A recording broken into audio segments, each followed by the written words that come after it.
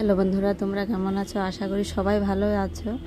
আজকে একটা সম্পূর্ণ অন্যরকম ভিডিও নিয়ে এসেছি। দেখো আমাদের জানলার কাছে কারা এসেছে। ওই দেখো, বিস্কুট খাবে বলে বাবুরা হাত বাড়িয়ে রেখেছে, বিস্কুট খাবে। এরা মাঝে মাঝেই আসে দল বেঁধে বেঁধে, আর এসে এই আমাদের জানলার কাছে দরজার সামনে এসে বসে পড়বে বিস্কুট খাওয়ার জন্য, ফল খাওয়ার জন্য। আজকে ঘরে ফল নেই, বিস্কুটই কটা আছে, বিস্কুটই দেবো। আর এই বাবাজি দেখো জানলার উপর বসে পড়েছে খুব সুন্দরভাবে, একটা একটা করে বিস্কুট খাবে। অনেকগুলোই এসছে, এই জানলার গোড়ায় দুটো তিনটে আছে, আর বাচ্চা নিয়ে অনেকগুলো এ পাশে সে পাশে বসে আছে। কিন্তু এই বাবাজি মন মতন আগে বিস্কুট খাক, ওই যে জানলার কাছে একজন আছে, খেয়ে টেয়ে তারপরে এসে যাবে।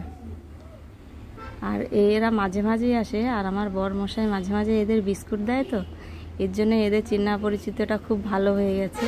যে আমার মেয়েও একটা বিস্কুট দিয়েছে, এ বসে বসে বসে বসে খাবে। দেখো কত সুন্দর, তার কোনো ভয় নেই। যে পরিচিতিটা এসে এসে এমন হয়েছে, তার ভয় করে না। আসবে 2-3 মাস পর পর একবার আসবে। দেখো বসতে তার অসুবিধা হয়েছে, আবার ঘুরে উল্টো দিকে বসেছে। কি বলবো, দেখে বেশ মজাই লাগছে। বিছানায় বসে বসে দেখছি, হনুমান জানলায় বসে আছে। দেখো সে এদিক সেদিক দেখছে, আবার নিচ্ছে বিস্কুট, দেখো খাচ্ছে। ও অনেকগুলোই বিস্কুট খেয়ে নিয়েছে, আরও অনেকগুলো আছে, ওদের আর আসতে দিচ্ছে না ওর বিস্কুট খাওয়ার জন্য।